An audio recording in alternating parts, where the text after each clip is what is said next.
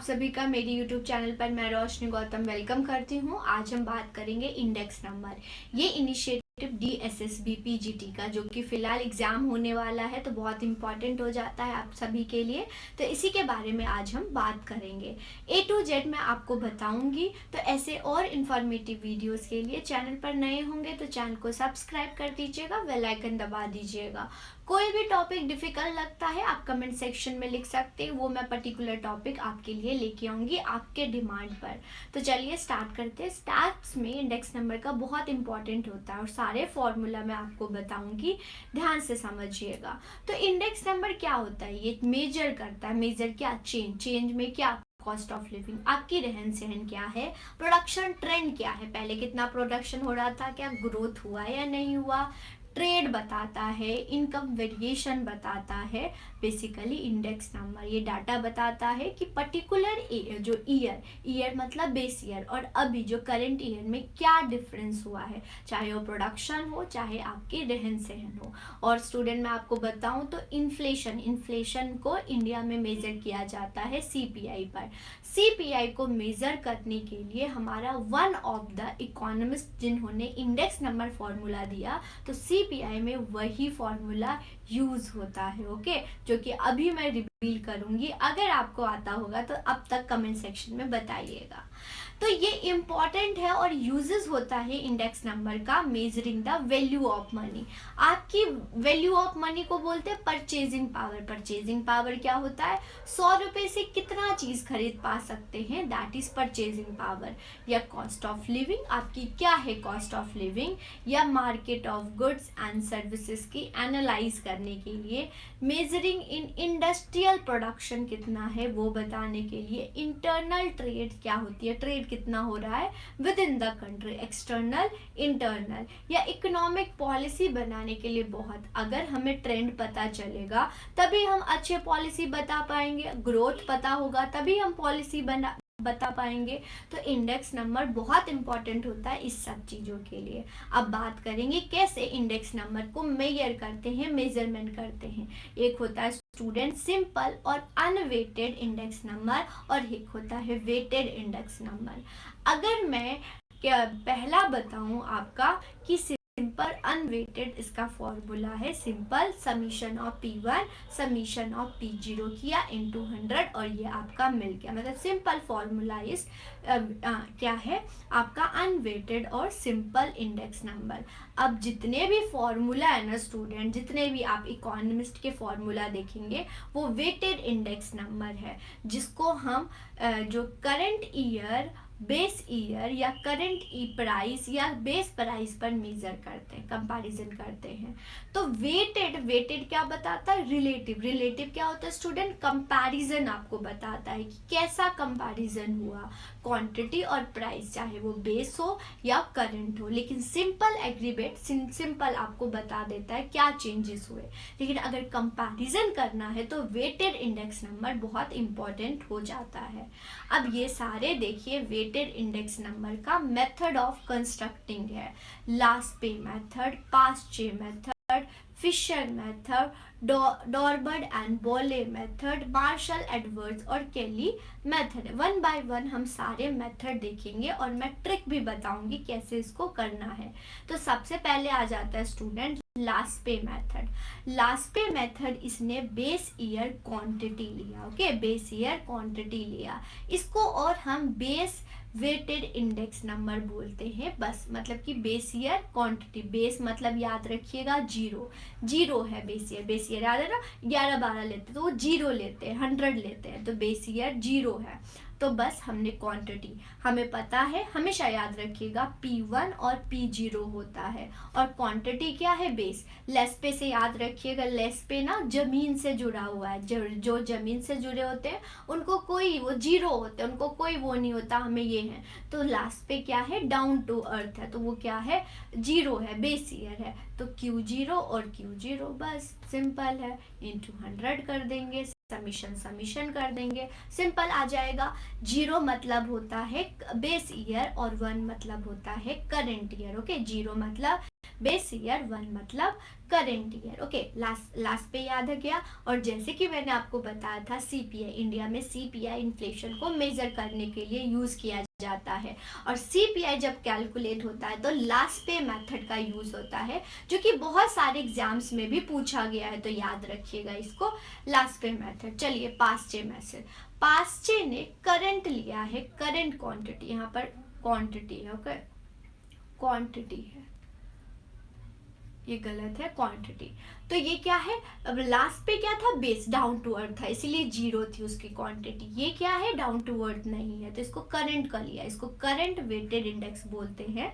मतलब कि हमें पता है P1 और P0 और क्वांटिटी इज Q1 Q1, मतलब करंट लिया है इनटू 100। ओके, तो P01 is equal to P1 Q1, P1 Q1 लिख लीजिएगा। लास्ट पे में क्या लिखना है, जीरो क्वांटिटी को, और पास्चे में क्या लिखना है, 1 लिखिए, याद रह जाएगा आपको। फिशर, फिशर बहुत इंपॉर्टेंट है और इसको मैं स्टार मार्क करना चाहूंगी, एग्जामिनर का फेवरेट टॉपिक होता है।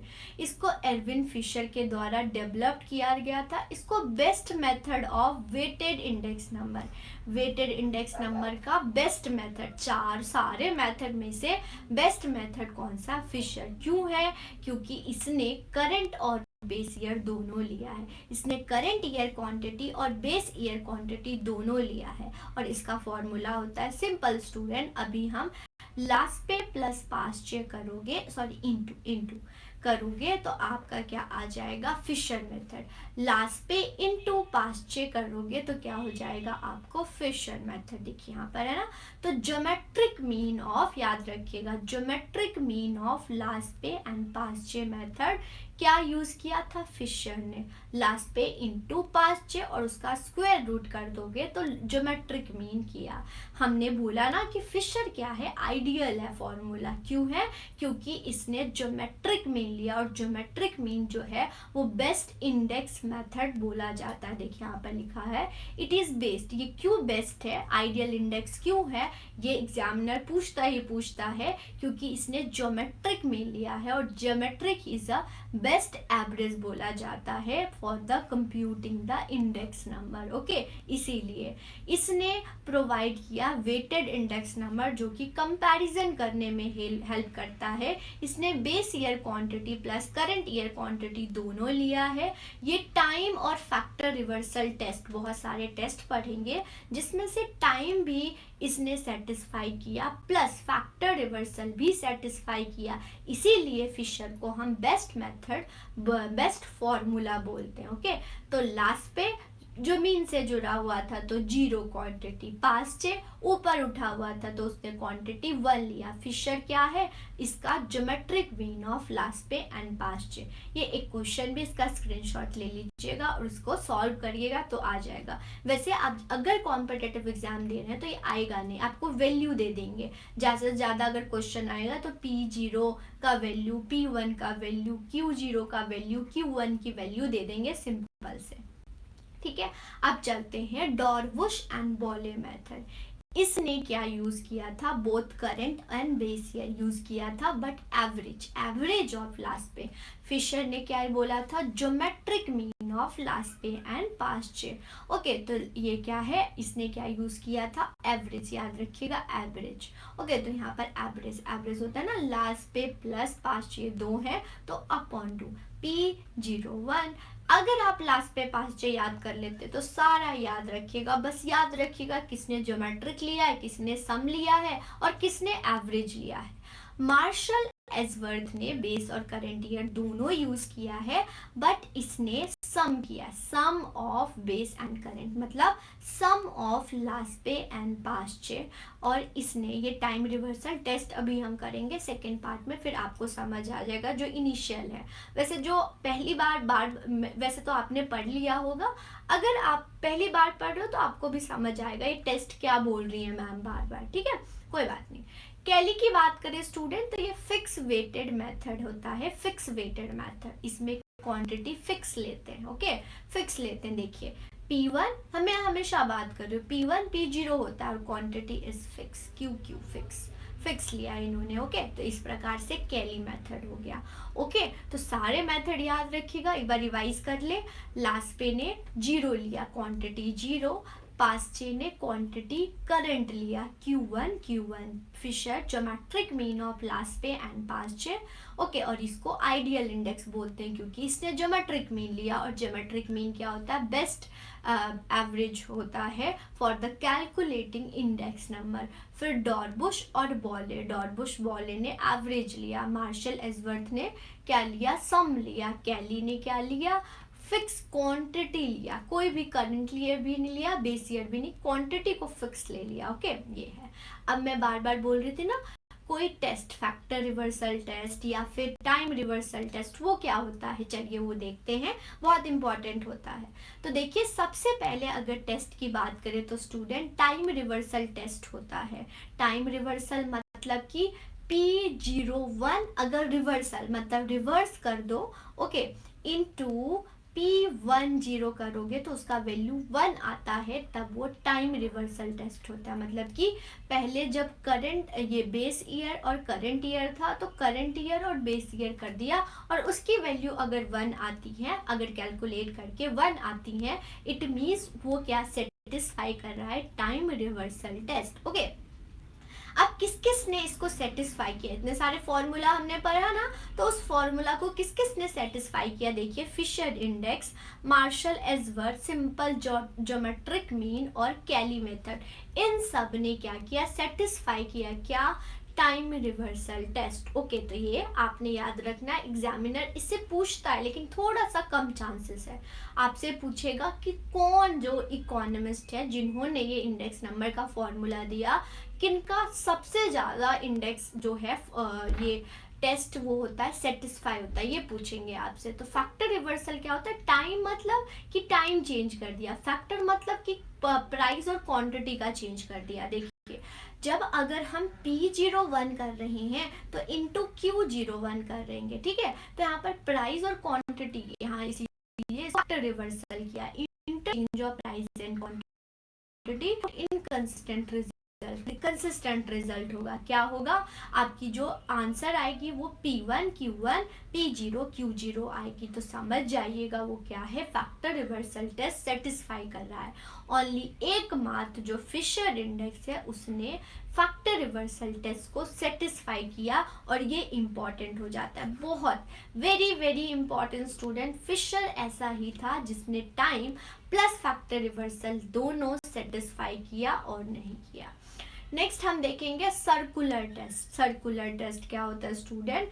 सर्कुलर मतलब कि 3 time period, P01 into P12 P02, okay, into 20। अब 1 क्या है? करंट। P0 क्या है? Base year. 2 क्या है? एक और, मतलब कि अगर 2024 ले रहे हैं तो बेस ईयर हम ले लेंगे कोई भी एक, 1996 का ले लेते हैं, और अगर कमिंग मतलब कि अगले साल 2000, तो उसको हम लेंगे 1+, ओके, कमिंग ईयर लेंगे। तो ये जब 1 आ जाता है, जब इसको हम सर्कुलर टेस्ट करते हैं, तो अगर उसकी वैल्यू 1 आ जाती है तो हम उसको सर्कुलर, बहुत कम है जिन्होंने सर्कुलर टेस्ट को किया, बहुत। Circular test is not satisfied bye